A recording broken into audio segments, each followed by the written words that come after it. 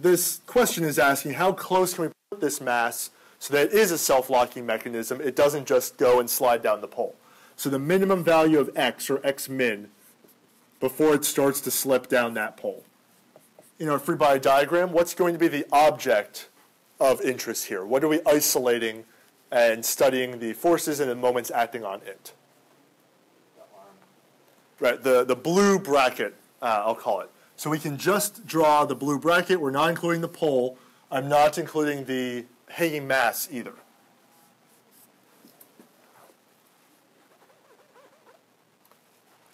So we're giving its dimensions, so 0.2 between B and A meters.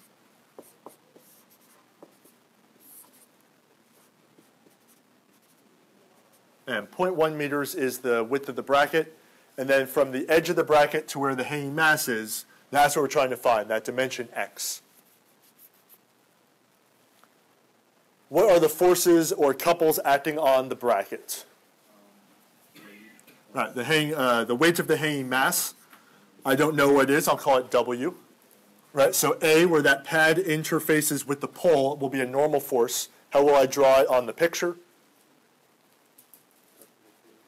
Right, perpendicular to the surface, so perpendicular to the pole, and that's going to point to the right. The pole at A can only push on the bracket, it can't pull. Right, at A, we presume this wants to slide down the pole, so the friction force prevents that motion. All right, so this is the entire free body diagram for this. 4 unknowns, the weight, well, 5 unknowns really, x, the weight, FA, NA, and NB. As with all of our impending motion questions, we are going to be analyzing this, or for this one we went on the verge of slipping, so the equilibrium is still going to be true. It's still in equilibrium, but if we were to put the weight just a bit closer, it would start to slide down. From the equilibrium equations then, if we sum forces in the x, NA minus NB is 0, which means that the normal forces must be equal to be in equilibrium.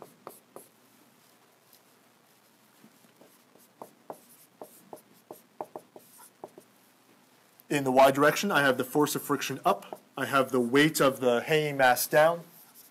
So those two are also equal to each other.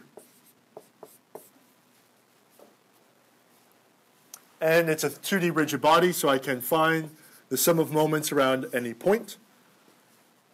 Which point do I probably want to take the moment about? A. Right, A, because I have 2 forces acting at A.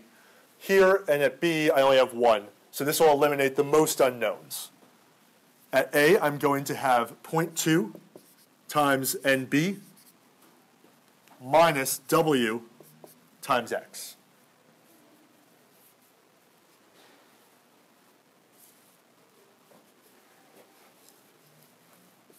I can rewrite this using equation 1.1 and 2.1 as 0.2 times NA minus FA times X,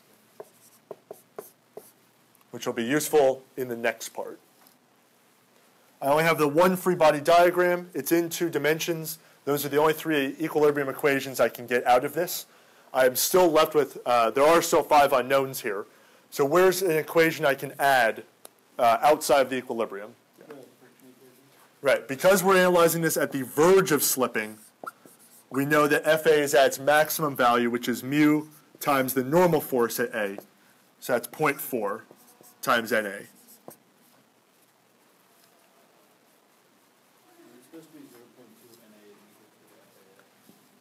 Sorry, this is equal to 0. Yep, so I just did that substitution and that substitution. So 0 is 0.2 NA minus FA times X. Now that I have equation 4, I can put that into my equation 3.1 because I now know the relationship between FA and NA.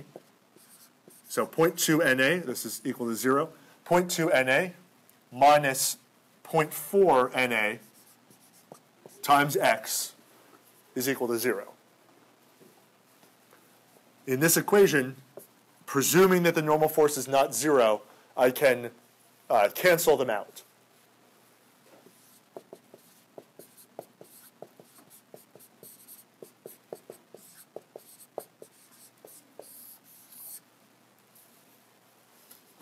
So that leaves the only unknown as x. So x must be 0.5 meters.